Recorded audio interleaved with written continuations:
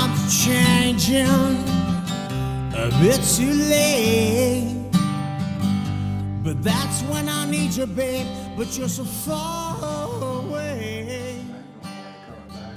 And when shows and that kind of stuff was out for years, but this is where I want to settle down, and now branching out. So that's kind of my story as to how I got here, and and been toying with the idea of doing this sort of a thing for a while, but everything seemed to come together now that we've got the radio station up, and I finally got the television station going, and we've got the newspaper, of course. So we're our own media center now, so we can really pump our own media and put some muscle behind something like this. And obviously we'll have all kinds of video on us, because I'll tape everything that we do anywhere that we do and put it up, and start a YouTube campaign that way also. So I have a very good feeling about this. And then what I did was just sift through the town and try to find the best players, and it came down to you guys. I think, that's my personal thing. But you know what's good about this town? That it's changed a lot, though. But it's always been. Everybody plays guitar up here. I love, everybody's. It was that way 30 years ago, and it's still like that. Well, things are changing, but a ton of people. I kind of been getting out a little bit more. Where, I used to do my gigs and just kind of hang out and lay low at home. But it's summertime, having a good time. But I've been out a little bit more, and it's not that same feel. It's just things. Well, it's still a resort town. It's still a resort town. Yeah, I think that's the saving grace. A lot of fun though. I mean, it's like a fun town. Too fun for me. It's funny. That's why I was at home today. When I went to Nashville, I said, well, because the guy that I went back there with, he and I had been playing in bars together for years. I said, well, we'll pick up a couple of gigs. Got to Nashville. God, everybody plays guitar. It's 24/7. That's what I love about Nashville. But everybody. And everybody plays better than me. Everybody. And it was just, that's the busboy. Does he play? Yes, he plays guitar. Even the strippers play music too. I don't know. So it was. We finally ended up at this country club, and then they booted us out one night because Johnny Cash Jr. wanted to come in. And so you're up against that kind of talent back there all the time too. So that was a hard. A lot of good music though. A lot of good music. Yeah. But it is fun because you walk down Music Row, and what Music Row is in Nashville, I don't know if you've ever been there. Well, with all the old houses and stuff, and you can actually walk the things, and they'll let you get in. I know. Yeah, it's right next to the bar. Well, no, the Music Row goes over the back end. This row of old houses, and the studios are actually in these houses, and we'd walk in and play. We didn't know any better that they didn't take over-the-counter submissions, obviously. Right. We're just walking in with tapes here. You want this? Yeah, exactly. We didn't know any better. It's the same thing when I started in LA. I had no idea how to get started, so I drove down. It's a whole different game, huh? I drove down to Universal and walked in the front door and walked up to the table and said, "I'd like to start doing some of that extra stuff." And this girl looked up at me like, "Where did you?" I'm straight out of Mississippi. And they knew that too. Yeah. I still had an accent. Straight out of Mississippi. Just gotten out of the university. Is that when you wear those little Daisy Dukes mirror back in there? The little short. I'd like to start doing some of that extra stuff. Right. I bet you would. I just bet you would. God, was I green when I got here. I had no idea. Oh, it's great though. You look back at those stories and you cringe. It's so embarrassing. I mean, to just literally cringe. Well, you're out of us. You're the one that has. Well, I grew up in LA. Kind of been in the show at least one time. You've been with the record contract and everything. So, give us a little bit of your viewpoint of what that was like. I grew up. I grew up in LA. My mom was an entertainer. Generations of entertainment. My mom's ex-husband was Frank Del Rosa. Played for Frank Sinatra, played for the Rat Pack, all the Ella Fitzgerald records, and jazz, I played a little bit of jazz, but rockers, and folk singer when I first started. But yes, I come from a music family. Kid born in East LA, right there, the whole projects of LA, but always music. And my mom was heavily involved in all the '60s movement of Cesar Chavez and all that kind of stuff. Really? So there's always a lot of music. Yeah, so she, they back her up, and always about a cause. Back in the '60s, always about protesting and all that too. So I grew up in all that, and there's always musicians in my house, and I always I have fond memories of being a little kid. Before I even played music, real little kid. I'm the middle of 5 boys. I'm the middle. We're all boys.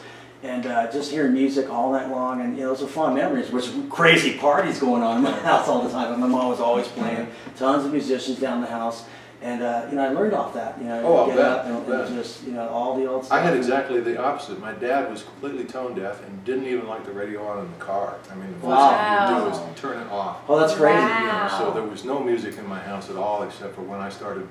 I tried to play the violin, juggling, one of the school violins, because they were passing. That's really an uptight dad. And that was, he just went, no.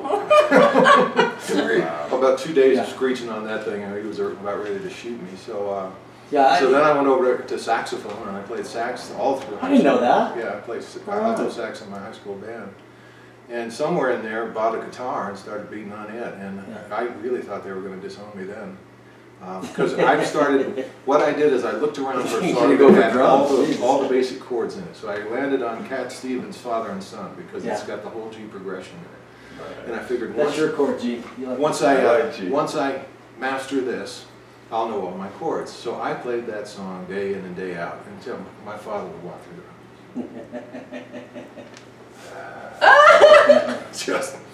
So nobody in my family is musical at all. So it was a slow start, but it was kind of back in those days, and I started on like John Prine songs and stuff with all the folk. So I did a lot of Dear Abby. Yeah, Dear Abby. Oh yeah, absolutely. I knew his whole songbook at one time, went and saw him a couple times, but I started out with that finger picking style like he had, and I didn't flat pick for the longest time. That's all I did was finger pick for the longest time. And, so kind of my musical background was so much of that type of music that I didn't pick up a lot of the rock riffs that everybody else was getting on. I didn't either. Though you would think I was I had always guitar in my hand, and this is even in 6th grade, and I always. The first song my mom ever showed me was House of the Rising Suns, and from then on it was just, I always sang, we were always hanging out parties, come on up and sing, my dad's one of those totally Hispanic guys, those whole cholos from the East LA, come here mijo, come here man, let's get, there's always parties like that, so I was always singing, and one day my mom sat me down and House of Rising Suns, I remember doing that F chord, like, I couldn't do that little double finger. But from then on, I learned in that one day, and within a week, I was already playing in school, doing concerts, and I was so hungry for it. And this is when I'm like, 10 years old, and I already sang anyways. And I love music, when I was a little kid, it wasn't about the attention. Everybody goes, you learn guitar, get checks and rock and roll and all that. It wasn't even about that for me. I just love music, and I would sit myself in my room and just practice and practice and practice. Because I just love music, even to entertain myself. Like, wow, I'm figuring this out, I'm figuring that out. Rhinestone Cowboy. I mean, I was into all the pop music of that time in the early 70s and late 60s. And it was just magical for me. It really, really was. And I wasn't shy about singing in front of everybody and all that. So it just kept feeding me and feeding me and feeding me. I was just so into music. I was so, fulfilled to learn songs every day, just learn songs. And I did that for years. I was kind of this one-man show. I put on shows at my school and high school and junior high and all that. And then I got into rock and roll probably early high school.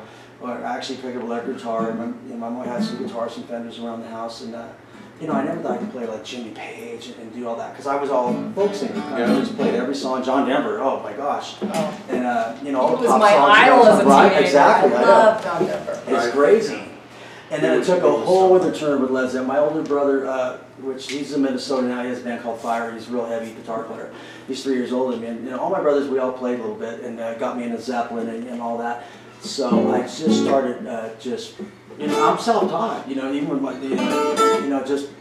just wanted to play, I never thought I could play like that. So I just sat down and, back then we didn't have no internet. We didn't have any of these tabs. You had to drop a needle on a phonograph. Right, exactly, or even any track. That was so frustrating. Oh, yeah.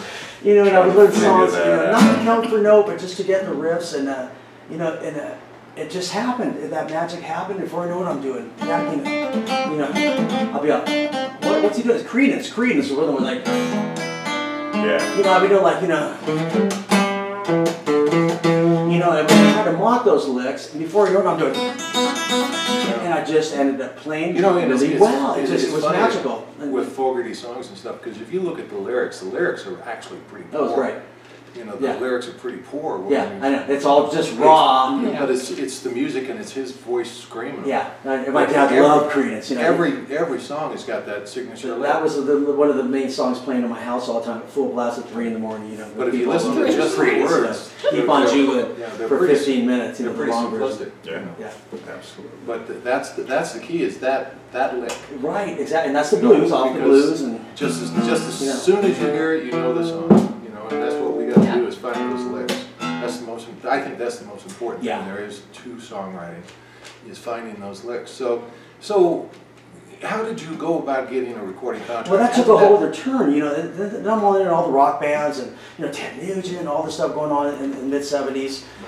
You know, Friday Bottom Marshall. You know, and I'm a teenager, and started getting into rock. Like really, I didn't want to be the best guitar player. I just wanted to play. You know, I wanted to play like everybody else. Like I always played for like what I like to listen to. Right. So you know, there were so many bands out in those times. Aerosmith, and you know, everything from and Van Halen came out. Oh, you know, and they're from my neighborhood. These guys. So you know, so I just got a couple of high school bands together.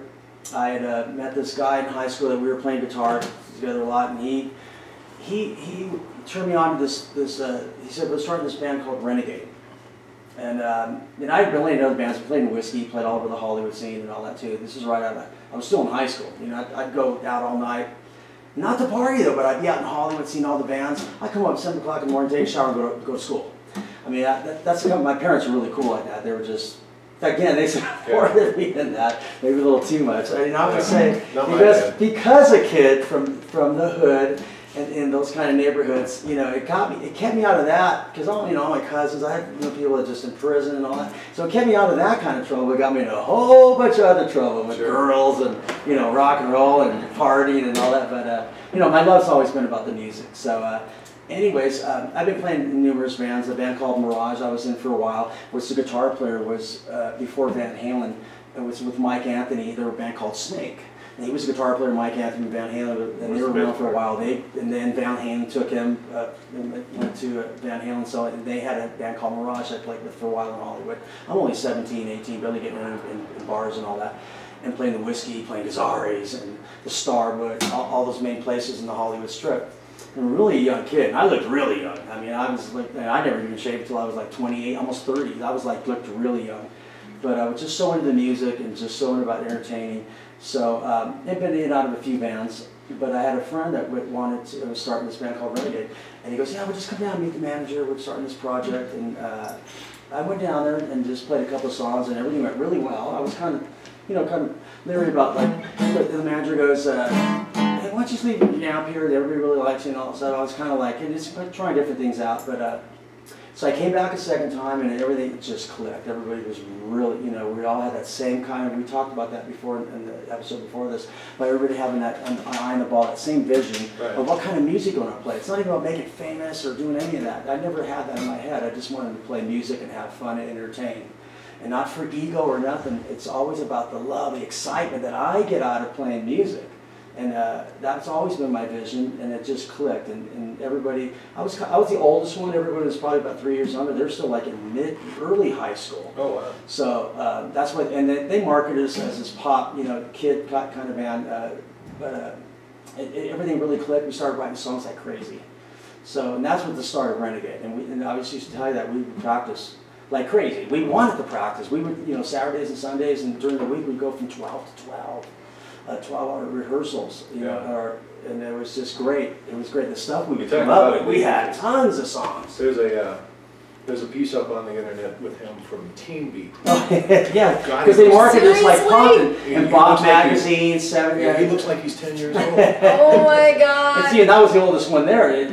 We did a lot of that kind of stuff, and which I didn't really agree. I didn't really want. I was more about. And David Cassidy has these stories too about the Partridge Family. He always wanted to play like Zeppelin and be more of a musician. I kind of went through that too, because the record company wanted us, because a bunch of cute Hispanic boys were all from LA, and that was their thing too, to get a bunch of Los Angeles Hispanic boys to be a rock band, and they marketed off that. So it was kind of a thing, a little too pop and all that. But, we did. Yeah, exactly. We were on Dance Fever, and that's the piece I'm talking about. Yeah. Oh my God, that's hysterical. He looks like he's 10, and he's out in front, and you think his voice is high now.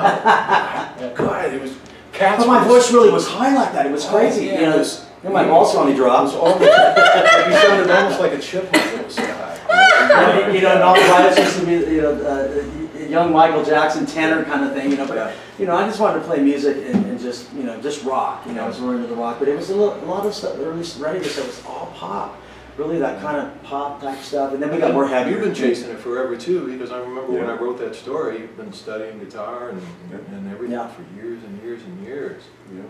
I came to LA in '87 just for the music. Just for the I- music. From where, dude? Albuquerque. Yeah, right on, man. Yeah. And I had gotten out of college. You know, my folks, they said, you got to get a degree, and then you can do whatever you want. You just got to get a degree. So I got a degree in chemical engineering, and then I worked construction, and I found ways. My whole life's been kind of like yours. Yeah, you chase Just chasing money down to try to frickin' feed the music. Yeah, You know, that's it, what a that's it. ridiculous thing. It's like Yeah. this Well, that's your blind faith passion, thing. though. I See, love it. you're driven. It keeps See, me no, young, we it all have keeps the me same happy. story, whether we Right. support it or not. Yeah. We all have that drive to play music, no matter Yeah. how we're going to do it, or Exactly. or You who's find a with way. us or against us, and we're going You to play find a music. way.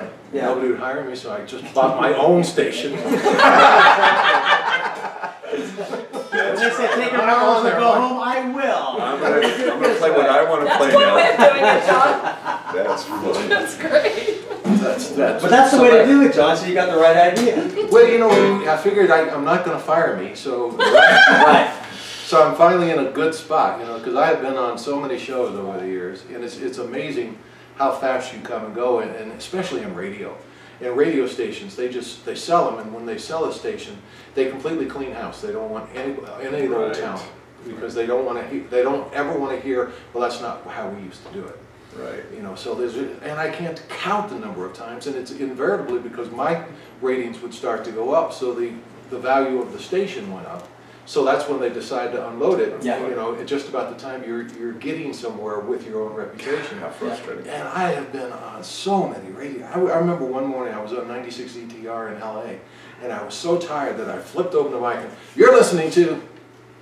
I haven't got the slightest. Oh my God. Because all I could think of, Cage, no, Kate, no. Yeah, because it's kind of like when you're on tour, it's like, all right, Yeah. New York, and you're really in Texas. Yeah, right. I was It gets out- that way too. I was when you out- tour. It does. It's It crazy. is. I was sponsor liaison for the Phil Collins tour for a couple seasons, and I was out with him, and it's just exhausting.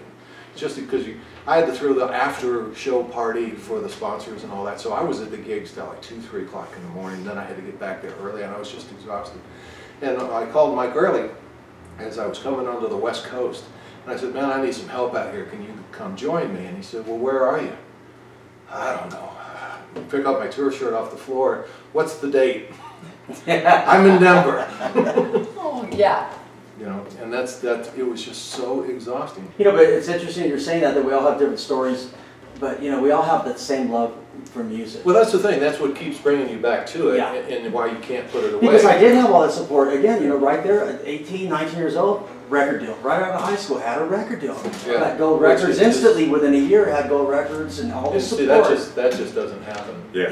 But That's- the advantage of living, you know, just You were growing up there. in LA You were and there. meeting the right people. It's all about timing. It really is. Yeah. all Well, about I timing. had a big gap too musically, because like you, my dad said you're going to college, and you know, I guess I didn't have the right guidance counselor, because they didn't tell you about all the wonderful jobs that there are out in the world. They Right. said doctor or lawyer, Exactly. you know, and so they started me in the Gynecologist. They started me, you know, I was already practicing. I was already an amateur. Right, aren't we all at that age? Doctor. But you know, they started me right into pre-med, and so That's what I started off Oh with. my God. That's before I so know it, I'm funny. in a course called quantitative analysis, and what they do is you walk in and they give you a vial, and you can't leave until you can tell them what's in it and what the percentages are. Wow. So, you know, I'm just sitting in there, and finally this, you know, and it's stereotyped, but this Chinese kid that was sitting next to me was just a whiz. So I started just giving him $10. Just fill this in when you're done, will you? I just hated it. And that whole time you're going, can I just play music? Can I But just write? I had to do you had to do your 4 years, Yeah. you know, and then I went into the 4.5 year plan. But if I'd have thought or had the knowledge that I have now, I would have gone and probably gone and studied theater and gone into the Absolutely. academia and just been a college professor and had a gorgeous theater always. That could have been my dream had I known. Right. You know, but you don't. Well, I was one of the very lucky few that I knew when it was time to go to college that I wanted to do So you did music. cello. Yeah. But still, my dad, even after I got my Did you ever want to teach? 'Cause that's what I want to do if I wasn't going to get a I'm teaching now. Yeah, see, that's good. I'm teaching up I here would now, wanna and I teach really too enjoy myself, it. yeah, so. But my dad wanted, even though I got my undergrad degree in performing, he said, Hey, no. she did it the right way, see? But he said, I'll pay for you to go to graduate school and get your teaching degree. And my mom taught in the public school strings for 31 years. Yeah. And I said, no, I just want to play. And that's what I did. And I passed up so many things over the years. Like you, I went into construction for quite a while. I had my own handyman firm for a while. We called it Percussion Carpentry. And our slogan was, if it don't fit, hit it. And that was right on my business card. If it don't fit, hit it. Oh my God. I came up here on the way I got up here to Big Bear actually is I'd just done a movie, some industrials. Actually the fire department in LA trains to my training films. I'm the firefighter in this whole series of training films. That'll scare you to death. That's why so many people die in LA. But so I had a little bit of money, so I bought myself a motorcycle, and I'd never been up here, so I drove it up here, and there was auditions for a Shakespeare play. And I auditioned, I just went in figuring, well, here's some people that I'll at least be able to talk to. You know, they'll be actors, and I went in and got the role of Bottom in Midsummer Night's Dream. And halfway through the show, the guy that owned the radio station up here said, have you ever been on radio? You've got a nice voice. And I said, no. And so the next day I was on the radio up here. Awesome. Never, and he just walked out of the room like I was supposed to know. I didn't even know how you turned it on. Right. You know, he just walked out. So this is where I started in radio also, and it is. I want to know how you guys met. Yeah. Yeah. He hired me. Okay, but did it really for a gig or something? Yeah. I know music brought you together, right? It was a CD release party. Yeah. Oh. I had a bass player who was taking a film course at UCLA, and he knew the contractor there, and he said, there's this one cellist, man, because I mentioned to him the CD is Plato's Lunchbox. I gave you a copy so you can kind of look, very Beatlesque. And I was nuts about the cello. Obviously the Beatles used Beatlesque cello. Right, exactly. Eleanor Rigby. So I asked Mike, I said, do you think we could hire a cellist for the CD release party? And he goes, yeah, I got just the person. So he talked to Mike Benedict, who was the contractor, and she showed up for a rehearsal, and then she did the party with us. And All right. What was she wearing? No. I don't even know. Oh no. Love at first sight or love at first No, note? it The was second time around. second Okay. time around. Yeah, I was, yeah. That's awesome. we were going to play Coconut Teasers. This was maybe 3 months later, something like that. Yeah, you called And me. I hired you again. You opened up the door, I'm like, where have you been my whole life? And we were dating 2 days later. It's great because you guys have this rapport where you're not playing music, you're totally together, and then when musically it's the same, and it's kind of cool to see that. Well, thank you. That's what I always tripped on with you guys. It's like Yeah. that same magic is with your instruments and is off your instruments, so it's cool. Yeah, it's a It's unique legit. blend too. It's a It very is. unique blend. Johnny Cash and the cello is Yeah, just, Johnny, it's that's what's so everything. cool about. You guys make it work. It's It's very awesome. cool. No. I know. So anyway, so that's how we all got here. And, Wow. And so now the project is I envisioned it when I started talking to Kenny about it was, you know, there's so many good players, but we're not getting anywhere with it. You know, and what I would like to do is get about 10 songs together, get them recorded, and then go out and support them, get on the some stages. With that being said, once we get on those 2 stages and we get some nice video and cut it up right, we should be able to then keep going from there. And that's my goal, is to get it recorded. And if we have to push it out ourselves, you know, we just will, because we'll have the video, we'll have the, you know, up here we'll just The real fun part would be supporting it with live shows. Yes. And that's the cool thing about it. That's Especially where I see put it down here where actually people see how it layers and how it all comes together and actually play it live. It's like, Yeah. it'll be a snowball effect. I think we can I'm do on it. board. I'm a fan of what we're going to do. Yeah, I What think it's awesome. Now we know each other, and everybody, so the idea is, the first thing we got to do is, we don't want to go out and do cover songs, you know, not too many at least. Right. You know, everybody does covers, but you know, you got to do something. You got to hook the people in to listen. That's to absolutely right. Yeah. You got to be excited. Yeah. Well, you have to. You know, it's just. Hey, It's I just got to like, excite myself when I play. I got to entertain myself Well, first. even If I'm not sparked up. Right. It's No, I true. really, It's I true. know, really, don't you guys ever like? Yeah, when I was out with Collins, when he brought in a new tune, he sandwiched it always between two hits. It was he was trying to do the back home tour at that time, and he had 10 new songs, and he was trying to get them on stage. And, Isn't that crazy? He was just short of booing when he would do a new song. That's crazy. Then he'd do Easy Lover, and everybody out. Yeah. You got to build that excitement. It's a perfect formula. Yeah, they've been doing that for years. But yeah, that's how you do it. So that's how we'll have to do it. Is get some covers and that we do really well, and then get our own songs marched in there, until we're doing mostly our own songs. Yeah, but those Spanish fly out there. yeah, if I have to buy drinks for everybody in the theater. Drinks on John. And for the most part, because I have a tendency to write ballads, and I know ballads are the hardest sell in the world, unless it's it's really. So I think we need to focus probably an 80% ratio. My thought. On upbeat tunes. I mean, what do you think about that? That would be my thinking. Sure, whatever happens. And there's one. So, and then the other thing is what I do in kind of my process is I'm always listening for that hook. Like I heard one the other day that I thought was good, and it was I'm not dancing to their music. I changed the song. Which I think it just caught my ear. So I'm always listening for something like that, because that's something that we can write a song around. Absolutely. When you get a little hook like that. Yeah. So I started doing the lyrics on something but that's how I start. Yeah. And I end up most times writing, because I'm a writer. You write everything down for Write everything down first, because I'll start to write on something, and that's how I get over my writer's block. The only thing that is really writer's block is the laziness of walking to the computer. That's writer's block. Okay, yeah. Once you sit down. And for me, it's putting on. I always have a guitar in my hands. I'm not writing because I'm just not have a guitar in my hands. Yeah. I go riffs all day. Once you get going, then I tend to finish whatever I'm working on. Yeah. So. I mean, I got so many loose strings. I do. I have all these slow riffs, I've and they're got a all ton of loose untied ends, so it might shoes be fun to throw some everywhere. loose So ends. That's what's cool, and I keep them there for some weird reason. I never finish them, and then So I just when gave I go back to somebody, I go, Maybe someone like me or Peggy will hear That's something exactly- and go, That's Kenny. That's me. And what I'm thinking now is we have four very diverse. I'm probably musically more like Duke in terms of what I play than Kenny. Yeah. Because you're really rocking now. Yeah. And I'm the musical enhancer. Well, That's there kind you of how go. I see myself. She's a fluffer.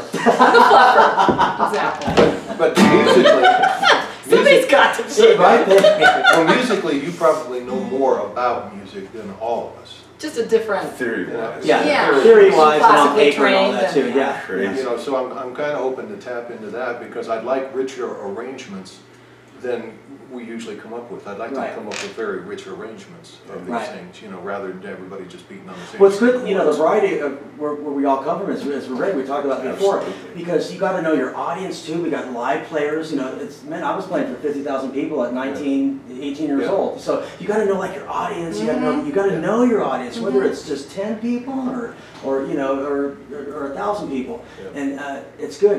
Whether it looks good on paper, or whether it looks good. Sometimes you walk in all prepared. You ever go there and have your set list all there? That's why I don't have a set list anymore, because I go in there sometimes it's a whole different scene. I look at age group, especially, and I like going into a place where people kind of know me, but not really. So I'm going to win over that audience, and whether it's their type of music, I'll throw this song out there, that song, and whatever. And I'm all, I don't act like I'm paying attention, but I'm just going crazy on stage. But if something sticks, I'll stick with that and grow from that. Before you know it, the whole room is in my hand. And they all have a really good time. And that's why I like about playing live, because I get that instant gratification. Right. Well, that was one of the every things night I was play. looking for also, was people who are good at playing live, because there's a lot of great musicians that are just. But if you're in your own world and not, you got there's a guitar player up here that connect. he is just phenomenal. He's just phenomenal. Oh yeah. And he never picks his head up. He stares at his guitar the entire time. And Yeah, this is all you get out of him. All scale man. He's He's Oh, he's running the hard, yeah, scales, yeah. and Yeah, you have to have a rapport with Oh, you them. have yeah, I'm that guy that's like, yeah, I just, Because the minute I'll you go walk around in the a room room, just they're trying to feeding grab. on your energy. That's You know. what I tell when I teach acting. That's what I tell people is what you're really working on is that's half a person, because they're sitting in the dark being quiet. Yeah. So they're at about half mode. So you got to be 1.5 minimum. Right. So and that's what I like probably more than anything is live performance. Yeah.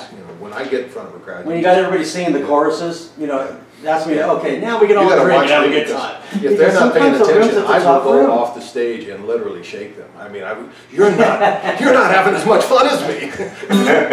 You're right. It's our job to get that started, Yeah. and then you hope that they keep you going. Yeah. Yeah. Well, that's Yeah, part of the they're talent, gonna not just being a good musician and singing really well, and part of it's really like connecting and sparking is. people up. I know that's what Absolutely. I take on. That's my responsibility The first time that too. we walked on the stage People together- never talk about that. They're like, "Well, I'm a great musician." Yeah, you should. No, my job is to get everybody going. it- They just it go, gets "I my had energy such a level good time up, that you night." know, and Not I'm even more about excited. me. It's about they had a good time that night. You Yeah. call It's yourself an important. entertainer. That you're one of the first guitarists I've ever met that said, "I'm an entertainer." I'm like, going, Yeah. I never call myself an entertainer, but man, that's what I'm. Yeah, a lot of people, I'm a guitarist, I'm Yeah. this, I'm a rocker, I'm no. But an entertainer is what it is, Exactly. because that's what's sparking. I've always been You that. wouldn't go and play for people Right. like you do if you weren't a, Yeah, you're an exactly, entertainer. because you're there to entertain, whether it's, That is the whole Hey, thing. to it. exactly. In my Entertainment. mind is entertainment, and that's where I come from when I'm on a stage. I mean, yeah, I'm pushing. because, and we talk about this too, because sometimes we're a little too, so like we'll start talking, comedy's even in there, and like, okay, John.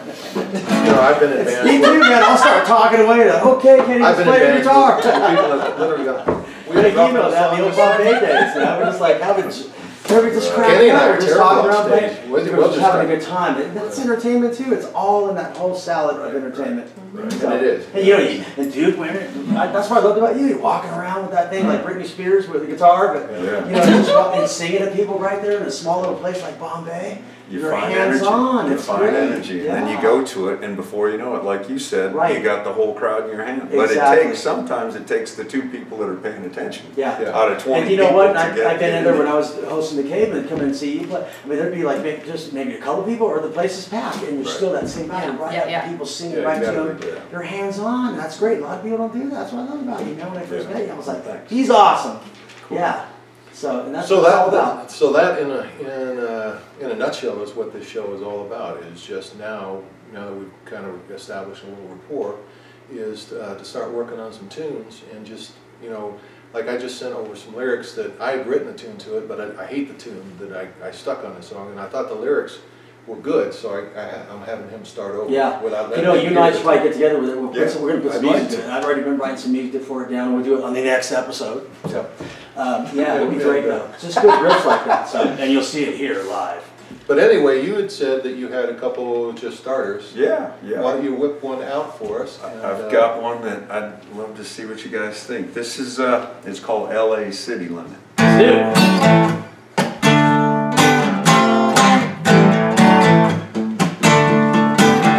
LA City Limit. Welcome to the party. LA City Limit. Let's get this party started, yeah.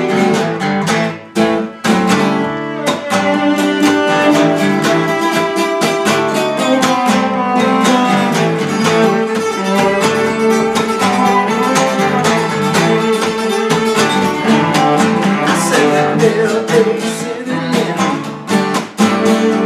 Welcome to the party.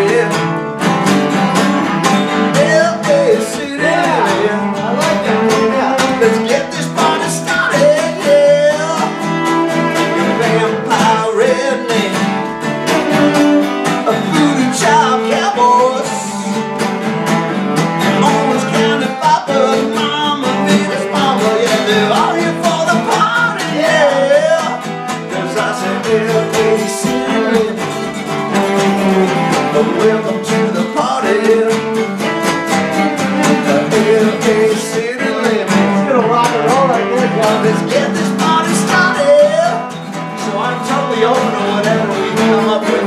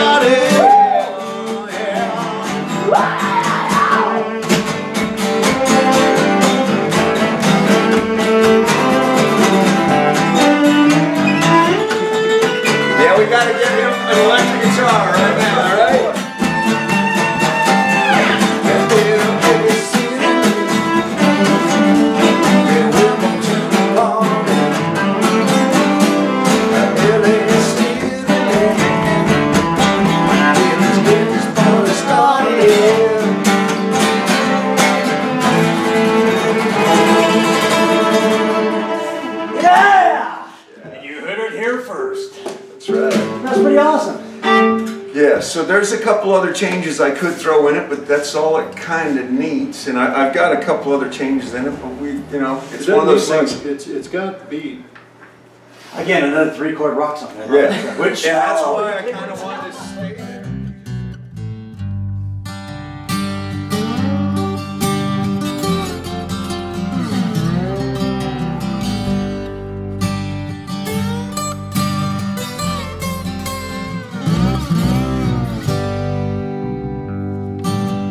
Time's changing a bit too late, but that's when I need you, babe. But you're so far away, and when I finally see you at the end of the day, I really wanna ask you, babe, shall I